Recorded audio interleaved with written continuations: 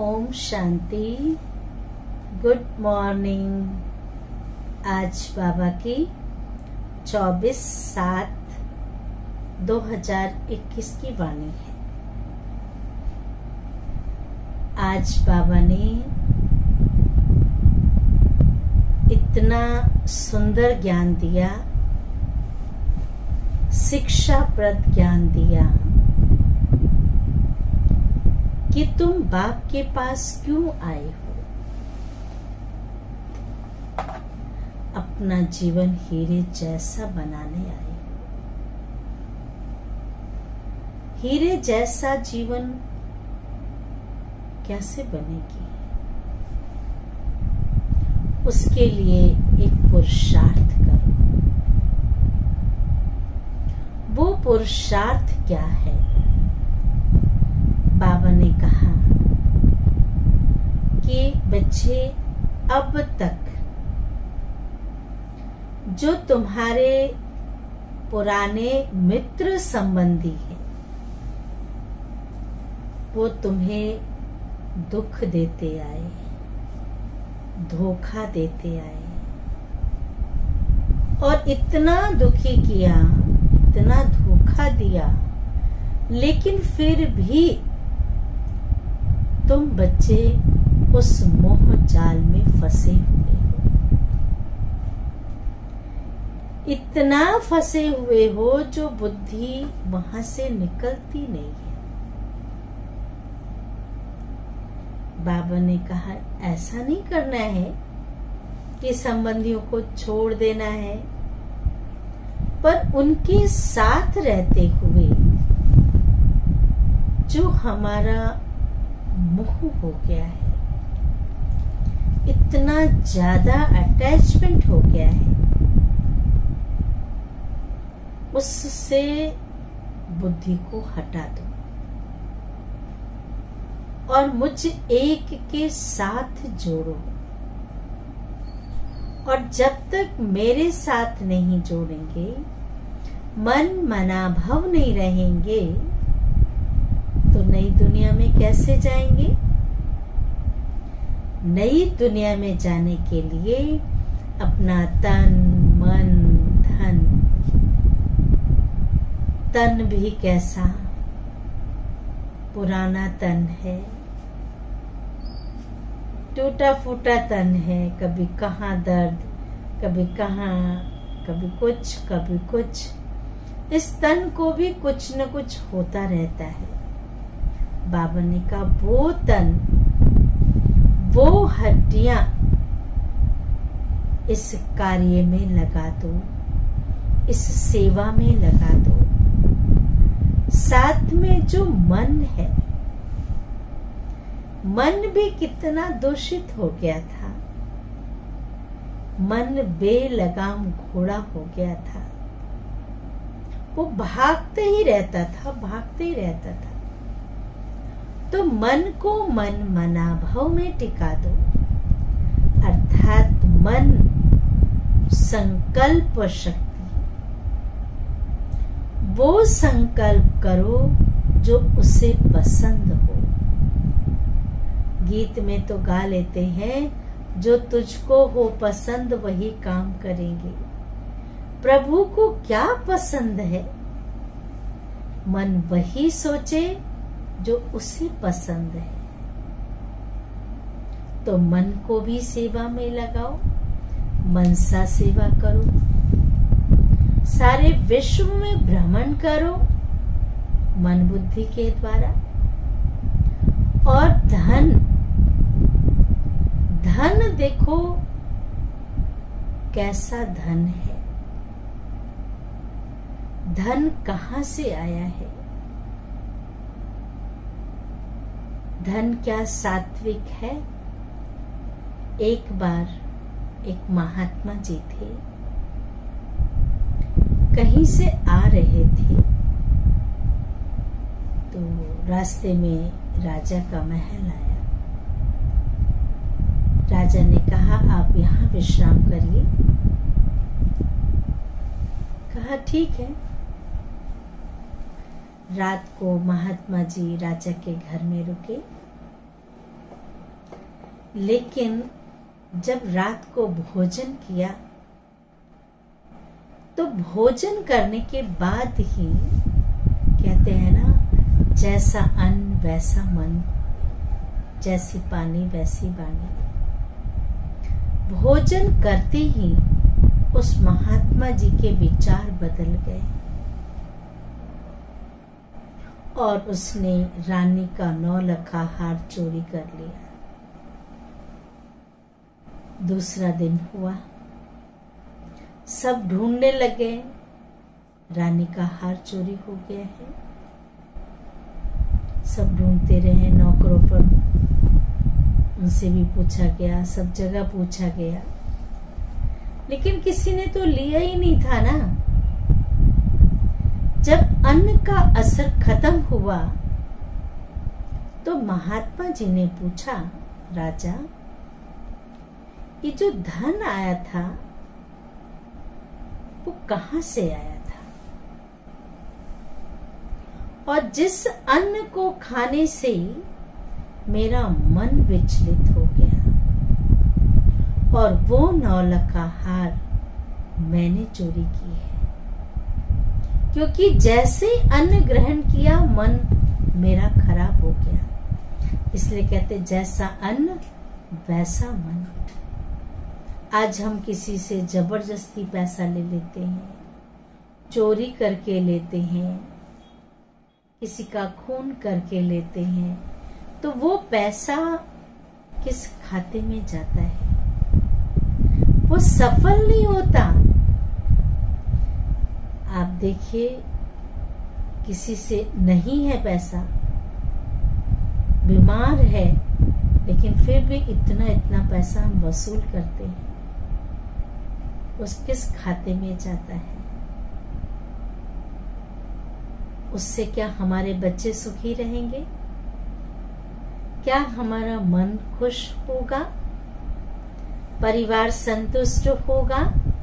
नहीं होगा, क्योंकि जो प्रेम से कमाया हुआ धन है, ईमानदारी से कमाया हुआ धन है, सच्चाई सफाई से कमाया हुआ धन है, उस धन में बरकत है, उस धन में बढ़ाई हो, बढ़ेगा ही।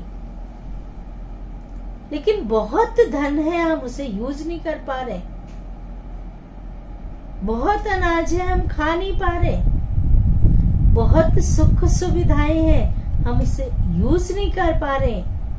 ये हमारे कर्म का फल है। एक रिक्शे वाला देखिए, वो रोज कमाता है। एक मजदूर देखिए, रोज मेहनत से कमाता है और रात को राशन खरीद करके एक रोटी भी खा करके चैन की नींद सोता है। कोई स्थान नहीं, सड़क पे सो जाता है, रिक्शे पे सो जाता है। आज हम डल्लब के गद्दे पे सो रहे हैं, पैसे बहुत हैं, नौकर चाकर हैं, 4 पहरेदार लगे हैं, फिर भी चैन की नींद नहीं है। नींद की गोलियां खाकर सोना चाहते हैं तो भी नींद नहीं आती। चेक करें, जो धन है वो धन कैसा है? क्या ईमानदारी का है? सच्चाई सफाई का है? सात्विक धन है?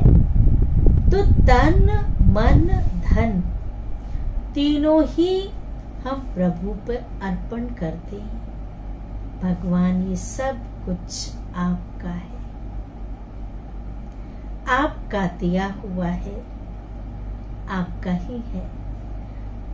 ट्रस्टीपन हो, मेरा कुछ भी नहीं, उसका दिया उसका ही है। जिस दिन हम मेरा मेरा करते हैं, ये भी मेरा, ये भी मेरा, ये भी मेरा, तो मेरा मेरा करते मैं पन आ जाता है, अर्थात अभिमान आ जाता है।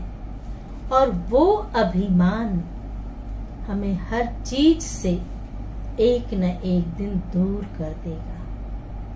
रावण के पास क्या नहीं था, सब कुछ था, लेकिन उस मैंपन ने सब कुछ खत्म कर दिया। मुझे किसी के सामने झुकना नहीं है, मैं किसी से कम नहीं हूं, मैं इतना निर्भय हूं कि मुझे कोई मार नहीं सकता है। आज दिन तक ऐसा कोई अमर फल खा के नहीं आया है, जो आया है उसे जाना है। हाँ, ये सत्य है कि आत्मा मरती नहीं है, लेकिन वस्त्र तो बदली करती है, चोला तो बदलती है ना, एक वस्त्र छोड़ करके दूसरा वस्त्र धारण करती है।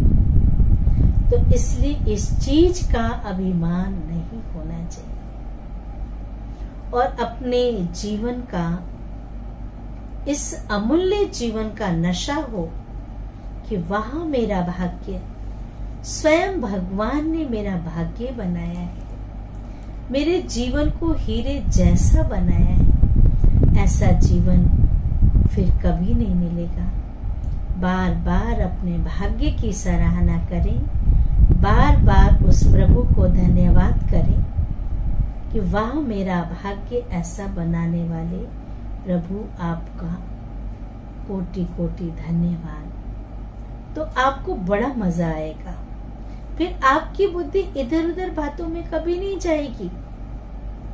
ये पुरुषार्थ करना है कि जो सदा सुख देने वाला है उसे याद करें, दुख देने वाले को भूल जाए। सुनते हैं बाबा की वाणी।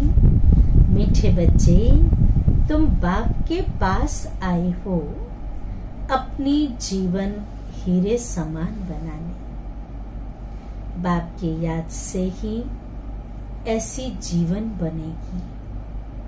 प्रश्न है, नई दुनिया में ऊंच पद पाने के लिए कौन सा एक मुख्य पुरुषार्थ करना है?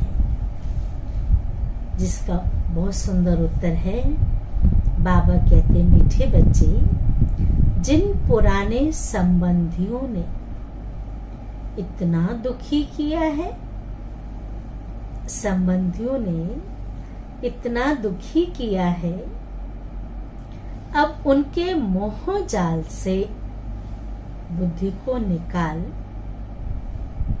एक मुझे याद करो। भगवान कह रहे हैं, उनसे मोह जाल बुद्धि से निकाल, मुझे याद करो। उनके साथ रहते भी छोड़ना नहीं है, उनके साथ रहते भी मन को मेरे में लगाओ। मन मनाभव का मंत्र सदा याद रखो, तो तुम नई दुनिया में ऊंच पद पाएंगे। उनको याद रखो तो तुम नई दुनिया में ऊंच पद पाएंगे। गीत भी बहुत सुंदर है। तूने रात गंवाई सो के, दिवस गंवाया खाए, हीरा जन्म अनमोल है, कौड़ी बदले जाए। ऐसा जीवन हो गया। धारणा के लिए मुख्य सार है। पहली पॉइंट, राजाई पद पाने के लिए, राजाई पद पाने के लिए बाप पर पूरा पूरा बलिहार जाना है। तन मन धन सब समर्पण कर, तन मन धन सब समर्पण कर ट्रस्टी होकर रहना है। भगवान ने हमें निमित्त बनाया है संभालने के, मेरा नहीं है कुछ भी। ट्रस्टी होकर रहना है, विकर्मा जीत बनने का पुरुषार्थ करना है। दूसरी पॉइंट है, याद में ही कमाई है, इसलिए निरंतर याद में रहने का पुरुषार्थ करना है। जितना याद करेंगे उतनी कमाई होगी। ऐसा रूहानी फूल बनना है जो फूलों की दुनिया का अधिकारी बन जाएं। अंदर में कोई भी कांटा न रहे, कोई भी ऐसी कोई विकार, कोई बुराई ना रहे। वरदान है त्रिकालदर्शी स्थिति में स्थित रहे, सदा अचल और साक्षी रहने वाले, अचल और हरेक आत्मा के पाठ को साक्षी होकर देखने वाले, साक्षी रहने वाले नंबर 1 तकदीरवान भव। विस्तार है त्रिकालदर्शी स्थिति में स्थित होकर हर संकल्प, हर कर्म करो और हर बात को देखो। यह क्यों, यह क्या, यह क्वेश्चन मार्क ना हो, साक्षी होकर के देखो। इस कार्य करने से फायदा है या नुकसान है? क्वेश्चन मार्क ना हो, सदा फुल स्टॉप, नथिंग न्यू, कोई नई बात नहीं है। हर आत्मा के पार्ट को अच्छी तरह से जानकर पार्ट में आओ। हरेक आत्मा के, ध्यान से सुनेंगे, हरेक आत्मा के पार्ट को, इस आत्मा का ऐसा पार्ट है, अच्छी तरह से जानकर फिर पार्ट में आओ। आत्माओं के संबंध संपर्क में आते न्यारे और प्यारेपन की समानता रहे तो हलचल समाप्त हो जाएगी। न्यारे प्यारे रहेंगे तो मन में हलचल नहीं होगी, हलचल समाप्त हो जाएगी। ऐसे सदा अचल और साक्षी रहना, यही है नंबर 1 तकदीरवान आत्मा की निशानी। स्लोगन है सहनशीलता के गुण को धारण करो। बहुत अच्छा स्लोगन है, ध्यान से सुनेंगे। सहनशीलता के गुण को धारण करो तो कठोर संस्कार भी शीतल हो जाएंगे, कठोर संस्कार भी शीतल हो जाएंगे। अच्छा, ओम शांति, ओम शांति, ओम शांति।